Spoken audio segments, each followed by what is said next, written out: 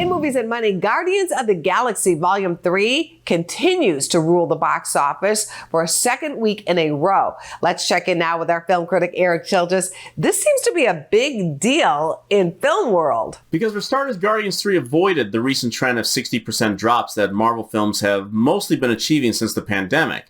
So getting close to $500 million would ensure Marvel has another $800 million grosser on its hands and make its profit margin in the region of last year's Black Panther Wakanda Forever, which most films would love to achieve.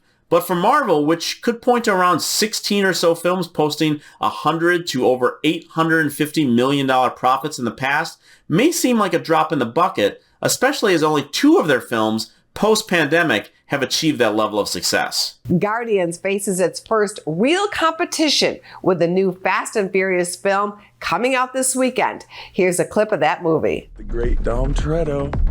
If you never would have gotten behind that wheel, I'd never be the man I am today. And now, I am the man who's going to break your family. Piece by piece. Erik, haven't the grosses been falling for the Fast and Furious franchise?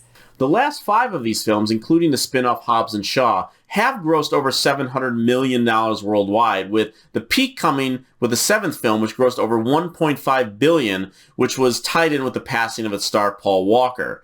Now, since then, the numbers have steadily gone down on the domestic side, falling about $127 million from parts 7 to 8, and then down another $50+ million for Hobbs, Shaw, and F9. What's your prediction for opening weekend of Fast X? Well, I certainly would not bet against it internationally, as the grosses have been very consistent. But if the budget numbers being reported on this stand, this film could be a bit problematic on the books.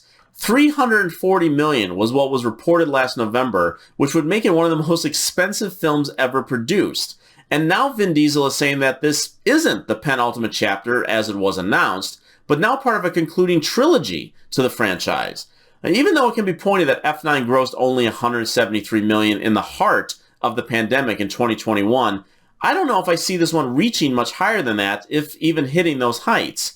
A domestic wide berth between 150 and 200 million total is not going to satisfy Universal's bottom line this time around, and if it falls below expectations, you may see them tell Vin to pump the brakes on making an even dozen. Thank you, Erik. We will see you back here next week. Thank you, Angie.